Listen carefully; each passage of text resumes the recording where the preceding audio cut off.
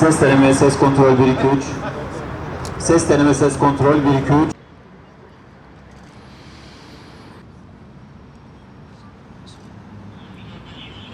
Peygamber Efendimizin azatlısı Hazreti Meymune radıyallahu anha Mescid-i Aksa için Peygamberimize Beyt-i Makdis'e gidip gitmeme konusunda bize ne buyuruyorsun buyurmuştu. 70 yıldır hep acı, hep kan, hep gözyaşıyla savunduğumuz Filistinli kardeşlerimiz karşısında kalbimizde ve gözlerimizde bir sevinç yumağına dönüşmüştür. Filistinli kardeşlerimizi bu güzel mücadeleleri ve izzetli duruşlarından dolayı tebrik ediyoruz. Euzu billahi mineşşeytanirracim. Bismillahirrahmanirrahim. Fezkuruni ezkurukum veşkuru li ve la tekfurun.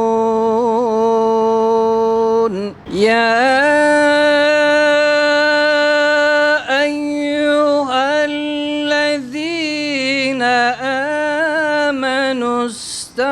استعينوا بالصبر والصلاة إن الله مع الصابرين. Selamun Aleyküm ve Rahmetullahi ve Berekatuhu. Hazreti Ömer'in takipçileri, Salahaddin Eyyubi'nin, Fatih Sultan Mehmet Han'ın ve Abdülhamid Han'ın torunları, hepinizi Allah'ın selamıyla selamlıyorum. Esselamu Aleyküm ve Rahmetullahi ve Berekatuhu.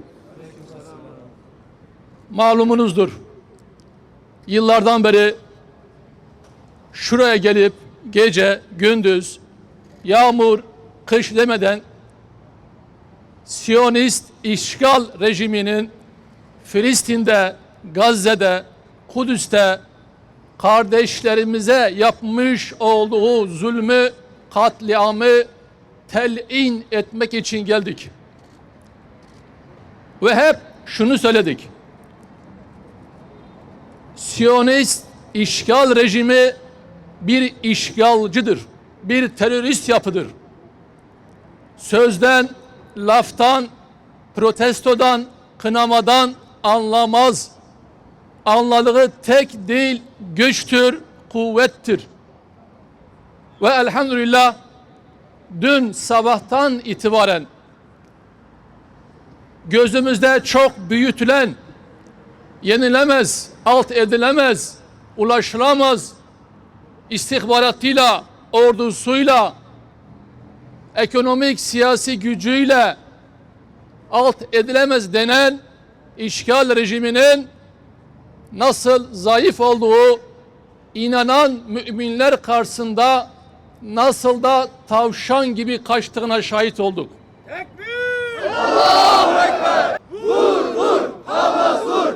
İsrail'e vur! Bu savaş, bu mücadele sadece Hamas ile işgal rejimi arasındaki bir mesele, bir mücadele, bir savaş değildir.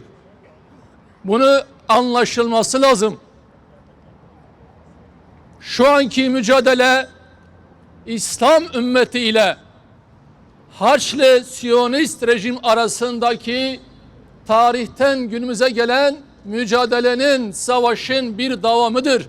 Türküyle, Kürdüyle, Arabıyla, memuruyla, polisiyle, askeriyle bütün bir halk olarak Filistin bize ne diyebilir miyiz? Gazze bombalansın diyebilir miyiz? Orada şehit edilen kardeşlerimizdir.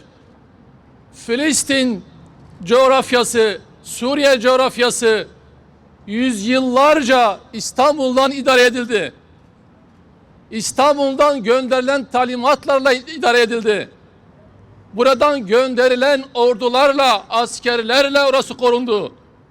Dolayısıyla biz bu savaşı sadece Filistin'in, Hamas'ın savaşı olarak görmüyoruz. Türküyle, Kürdüyle, Arabıyla, Lazıyla, Çerkeziyle, hatta bütün insanlık olarak bir mücadelesi olarak görüyoruz. Bakın, işgal rejiminden dost çıkmaz, müttefik çıkmaz, arkadaş çıkmaz. İşgal rejimi sadece Filistin için değil, İstanbul için, Diyarbakır için, Suriye için, Şam için, Bağdat için, Konya için bir tehlikedir. Bir güvenlik sorunudur. Bunun anlaşılması lazım. Devletimizin, hükümetimizin bunu anlaması lazım. Kudüs toprakları satılık değildir. Ekonomik çıkarlar için feda edilemez. Siyasi hedefler için feda edilemez. Bunun anlaşılması lazım. Dolayısıyla bizim gibi onurlu bir devlete, onurlu asil halklara bu zulme seyirci kalması beklenemez ve bekleyemeyiz ve beklemiyoruz. İstanbul'dan Kudüs'e direnişe bir selam. Değerli basın mensupları, kıymetli Mescid-i Aksa murabıtları, bir asırdan uzun bir süredir Siyonist işgalci çetenin Filistin halkına ve topraklarına yönelik uyguladığı sistematik işgal ve katliam devam etmektedir. Topyekün bir soykırım hedefiyle hareket eden işgalci Siyonistler her geçen gün işgali genişletmekte, ilk kıblemiz Mescid-i Aksa'yı necis postallarıyla kirletmekte, bu kutsal beldenin kutsiyetini hiçe saymakta ve adeta bütün bir İslam alemine meydan okumaktadır. Filistin halkı soykırım ve işgal karşısında meşru müdafaa hakkını kullanarak kendi topraklarını, vatandaşlarının canını ve İslam ümmetinin izzetini ve şerefini korumaktadır. Her gün şehit vermesine rağmen direnişi cephe cephe büyüten Filistin halkının şanlı direnişini selamlıyoruz. Biliyoruz ve inanıyoruz ki mazlumiyet değil, direniş erdemdir. Erdemli Filistin halkının haklı mücadelesinde muvaffak olması için dualarımızı gönderiyoruz. Yüce Allah yardımcıları olsun, onları muzaffer kılsın. Allahu Ekber! Allahu Ekber!